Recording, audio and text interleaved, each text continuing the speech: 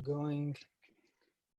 Okay. And the video in the community has fond memories of being at ISOC, of getting married at ISOC, of even growing up at ISOC. Many of the Islamic organizations can trace their roots back to ISOC. So we are a vital part of the Southern California landscape. We have an obligation to the well-being of our community members, to our neighbors. As a matter of fact, Islam mandates us to protect the sanctity of human life. We have to do our part to flatten that curve and to stop the spread of the COVID-19 virus. During these very challenging times, very special times, I felt communication and transparency was vital. It is more important than ever. So I wanted to keep the community updated on what is going on. We are really stewards and caretakers of your masjid, of your organization, but it's still your masjid. And we're just here doing our part to take care of it. And that's really the purpose I released that message. I was really inspired. I was encouraged by Dr. Siddiqi's Friday messages on how to get ready for Ramadan. He talked about, how to get your mind, your heart, even your home ready for Ramadan. Ramadan is not going to look the same this year. Let's just face it. But he talked about this is our chance to establish prayer in our own homes. It is our chance to get closer to Allah subhanahu wa ta'ala. To get that individual relationship and closeness with Allah subhanahu wa ta'ala. When we come to the masjid, there's that communal feeling that we all love and we cherish and we miss so much right now. But maybe this is a chance for us to discover a new venue, to discover a new closeness and a new taste for Ramadan that we haven't experienced really in our lifetime. But one day the masjid will be open. Things will go back to normal. I really pray from my heart that it will be a new normal. It will be a new normal where we are closer to Allah subhanahu wa ta'ala, where we love and we have so much more compassion for each other. A new normal where we are grateful for every moment that we spend inside the masjid that we miss so much now, Allah's house, right? That we look at it from afar, we cannot even go inside. We will cherish every second that we are visiting Allah in his house. Adversity build character, and I can see the character of our community being built. And I really wanted to reach out to the community and then share with them the decisions that were made and really keep them updated on why we made the decisions and how we arrived at those decisions. And that was really the motivation, Sister Sabiha, for releasing that video and really staying in touch and staying in communication with our community that we treasure so much. Thank you, Brother Hassan. And we share your sentiments and appreciate your message of hope. At this point, ladies and gentlemen, I do want to remind you that you're welcome to type in your questions or any concerns you may have in the chat. So please take advantage of that and we'll try to answer your questions. Brother Hassan, if I may turn to you, how difficult was it for you to make this decision to close down ISOC campus? ISOC is often described as a mini city. What was the decision-making process that you had to go through? I mean, how do you effectively close down a house of worship? Thank you, Sister Sabiha. Let me start by saying, yes, we physically closed the gates, but we did not close ISOC. We closed the physical campus and the facility, but the organization is still active by the will of Allah, and we are all here working for Allah's cause and serving the community as best as we can in many areas of service that are still continuing and going strong. Now, coming to the question of the decision to physically close the campus, of course, that was a difficult one. There is no question that we struggled with this for days. But when we made the decision to suspend Jummah on March 13th, and when we made the decision to close the entire campus on March 17th, or to cancel events such as the Festival of Books, which was planned for April 4th, these were decisions that had to be made for us to be safe and to protect our community members. while also following the recommendations of the state and county authorities, as well as the Shura Council of Southern California and the consensus of the imams of the Shura Council. Thank you, Brother Hassan. Brother Hassan, you have the privilege of living within the vicinity of the masjid. What are you hearing from the community? What impact has this closure of ISOC had on our community? You know, our family and friends, their lives revolve around the masjid. And usually at times of distress, we have this instinct to flock towards the masjid. Now that very place of sanctuary, as I said, is off limits. What are you hearing? How are the people dealing with their detachment from the masjid? I can completely relate. As a matter of fact, I live, as you said, across the street from the masjid, and I cannot even go inside to pray a single prayer. You know, our community use the masjid for spiritual, for social, to meet their communal needs. I know a lot of my neighbors, they're frail and old, and this is their only outlet. The only time they leave the house is to go to the masjid. The only time they get to socialize or hang out with, you know, other people is really when they leave their house and come to the masjid. And having lived across the street from the masjid, I talk to my neighbors. I talk to people who go there every day. And, you know, Sister Sabiha, what I see a sense of loss and grief. You almost feel like people, like they lost a loved one. You know, people are really, you know, feeling the emptiness in their hearts. You know, some of my neighbors have been going to the masjid for 20 years, and now they can't even go inside and pray. I see people walking along the fence of the masjid. It's almost symbolic, like we can't go in, but at least I'm gonna still make my trip to the masjid. I have one of my neighbors go there for dhuhr every single day still. At the time for dhuhr, he leaves his house. I can see him walking, you know, under my window, going over to the masjid, and he gets to the gate and he walks back to his house. So he's keeping the same routine, even though he doesn't go inside to pray. That's how much people are missing the masjid, and that's what it really means for them. So yeah, this is a big loss for all of us, and I pray to Allah Azza wa Jal to allow us back, to accept us as guests back in His house very soon. Thank you, Brother Hassan. Let's take an optimistic look now, moving forward. Yeah. Brother Hassan, needless to say, our community is anxious to hear about the programs that ISOC has planned and will continue to plan.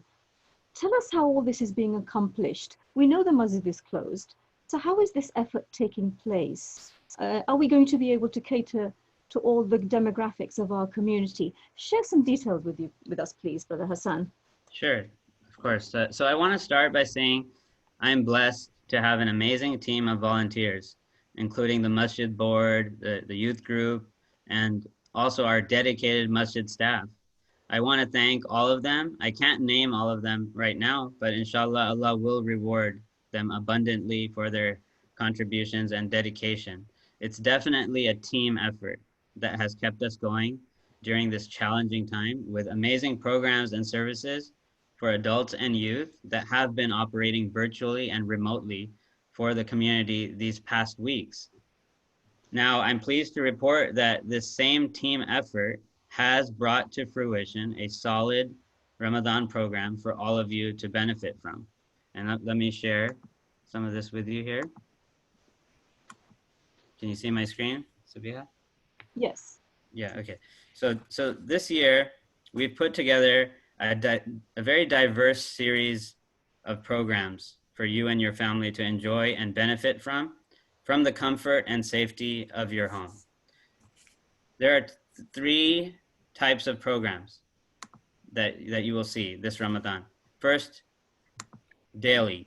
These are the daily programs, the weekly programs, and the special programs. So I'll give you some examples. The daily programs are, for example, the adhkar that you're gonna do with us. You're gonna tune in and do adhkar before iftar every day. Then there's a Quran recitation before Isha. And then finally, there's the tafsir khatira at night. And examples of the weekly programs would be the Mondays and Wednesdays, there's a children's program that takes place. Tuesdays and Thursdays, there's a class. Every Friday, there's a message, the Jummah message. Every Friday night, there's a youth program.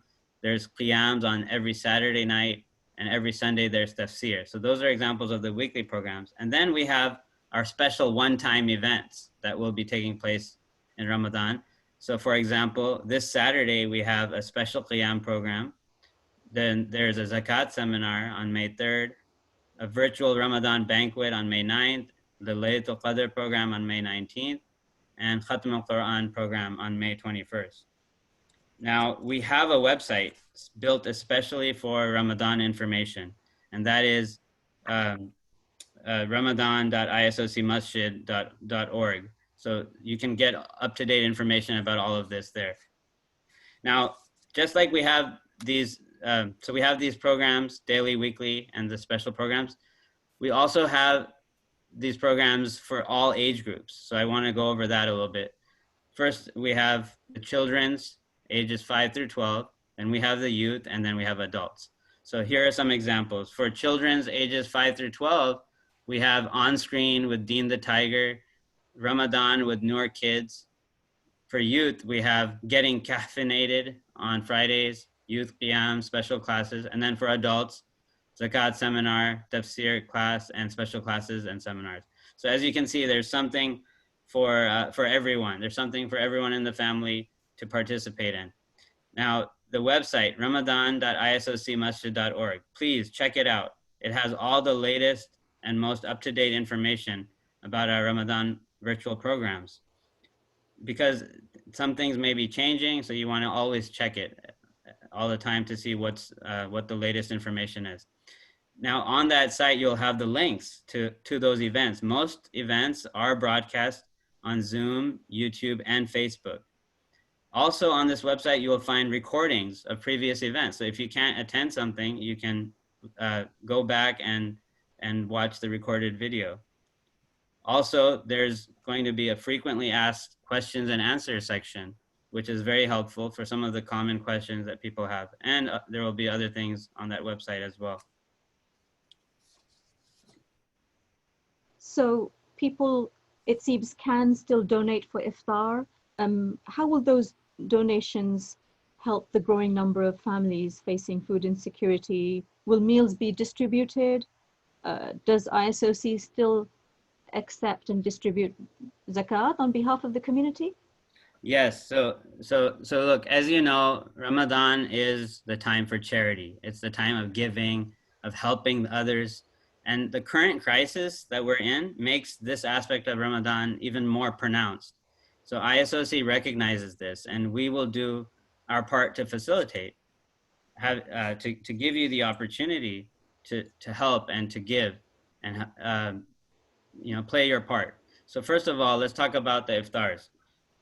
This is a long tradition at ISOC, sponsoring an iftar. Now it's taken a different form, but we're still going to do it. We want to offer this opportunity to everybody.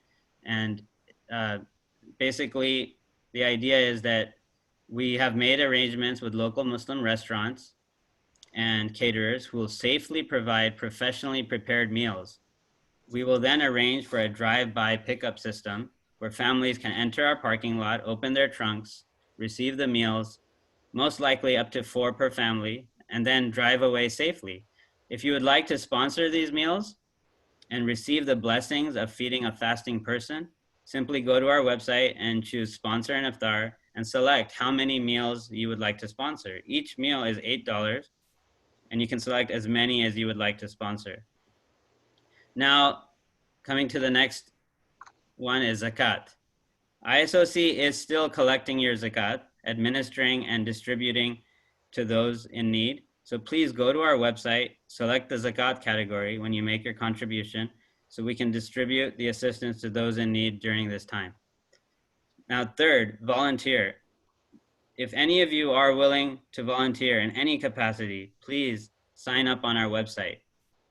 so we can be in touch with you and let you know how you can safely volunteer at ISOC, whether it's something like preparing hygiene kits or masks for the needy, or distributing the iftar meals, or distributing food pantry items. So we will be in touch with you if you sign up there. And can you talk a little bit more about the banquet? What shape and form will it take this year? So our banquet, as you know, every year we have the Ramadan banquet, which is really like, it's our annual showcase event. And this time we have to bring it to you online as a virtual event. But the guest speakers that we had booked at the banquet, Imam Siraj Wahad, Imam Suhaib Webb, they have both accepted the invitation to attend virtually live, and they will be present. We would love to see all of you support ISOC, attend, and donate generously on that night, as you would have done if it was a physical event. And, you know, I mean, this leads to a larger issue about the financial situation at the masjid. Now, look, my brothers and sisters, you know, the primary source of income for the masjid is donations. Now, the campus is closed, the donation boxes are empty, and on top of that, the secondary sources of income for the masjid are also halted right now, such as revenue from the cafeteria, grapevines, the bookstore, and even the private event bookings. Now, what adds to this challenge is that Ramadan is the month where we generally raise a critical amount of funds that tend to carry and sustain us throughout the entire year. Now that will be impacted this year, obviously, and we need your support. Allah has put us in this test. Many of us are struggling with uncertainty in our own jobs and income, which means we may not be able to donate as much as we used to. On top of that, each of you has, I'm sure, numerous other organizations and good causes who are asking for your support as well. But what we're asking is that you give whatever you can to ISOC. This is your masjid. Anything you give will be valuable.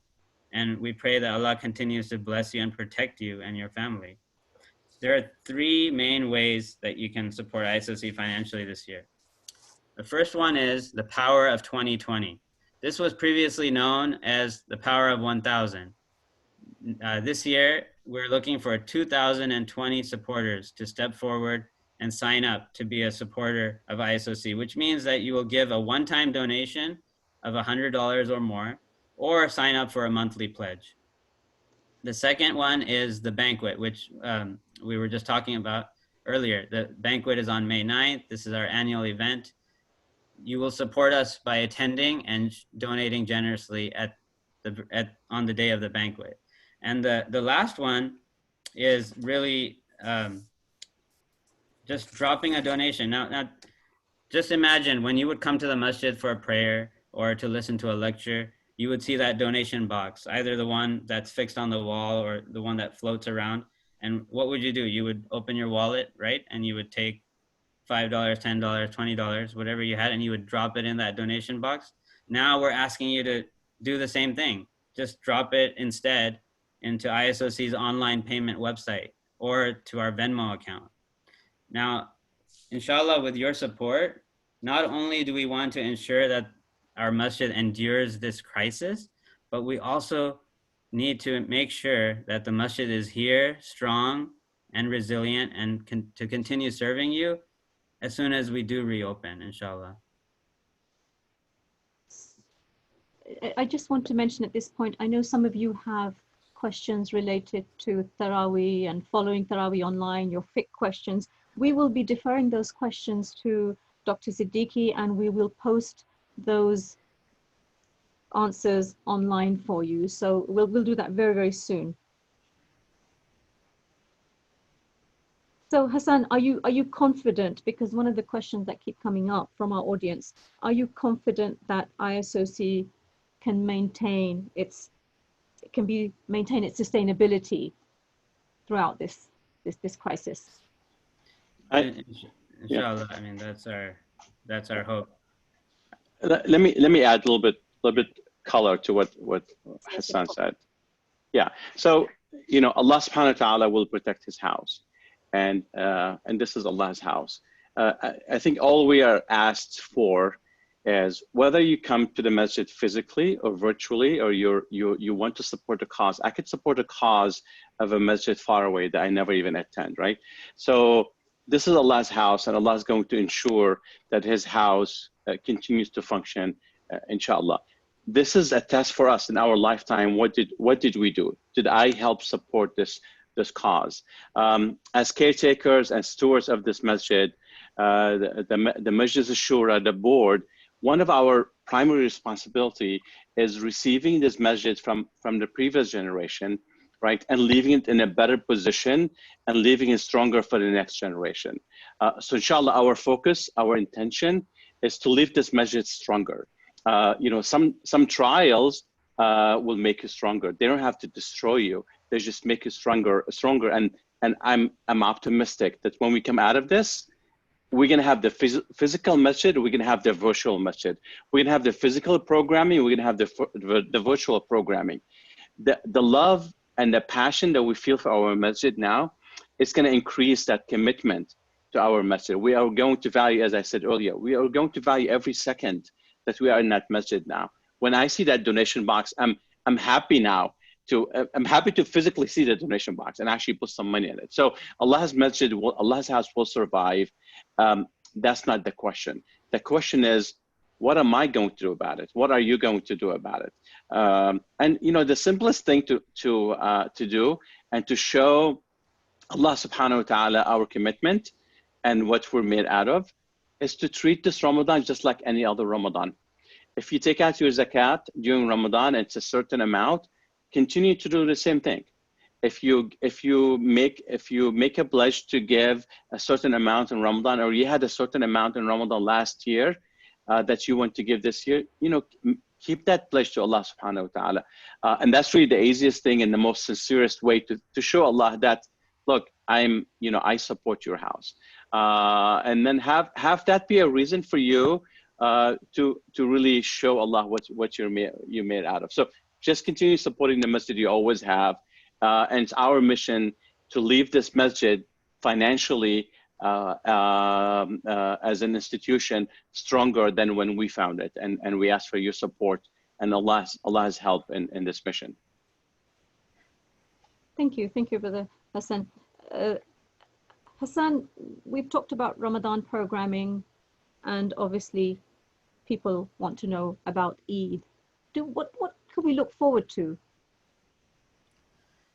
So that's a tough question. I mean, we all we are all feeling sad just as we are about everything else, that what's going to happen on Eid. There's a big question there.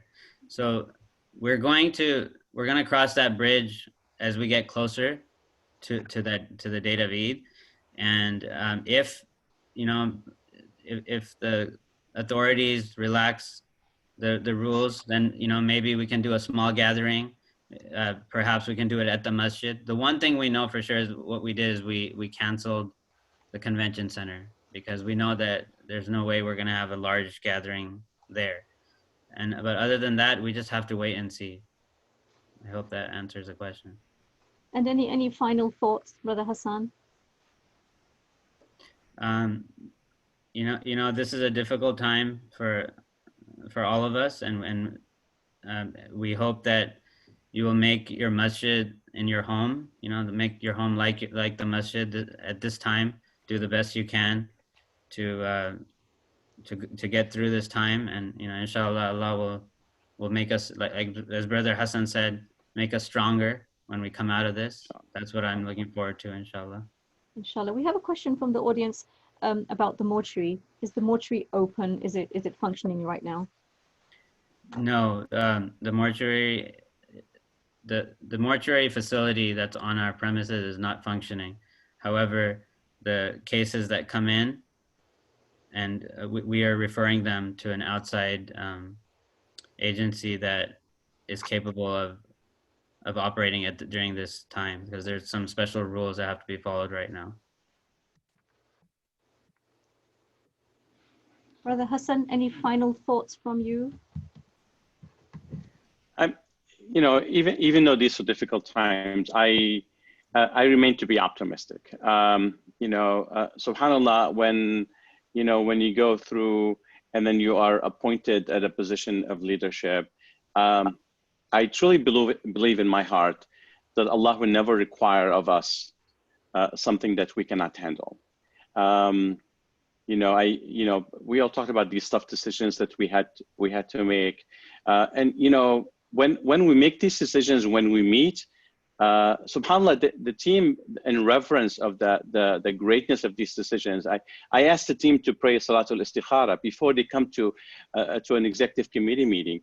So we have Allah's guidance, we have Allah's support, and we desperately need His support and His guidance as we make these decisions. We are fortunate enough to have Dr. Siddiqi by our side. We rely on his wisdom, we rely on his guidance, on his advice. But I'm really optimistic. I think diversity, shows what you're made of, and the team has really stepped up. And with the team that we have, with Allah's help, subhanahu wa ta'ala, with the guidance provided by Dr. Siddiqi, I'm confident that we will be able to move forward and we'll come out of this as a stronger organization, and most importantly, as a stronger community that is better connected to each other and that's better connected to the Almighty subhanahu wa ta'ala. Thank you. Thank you to you both, Brother Hassan and Brother Hassan.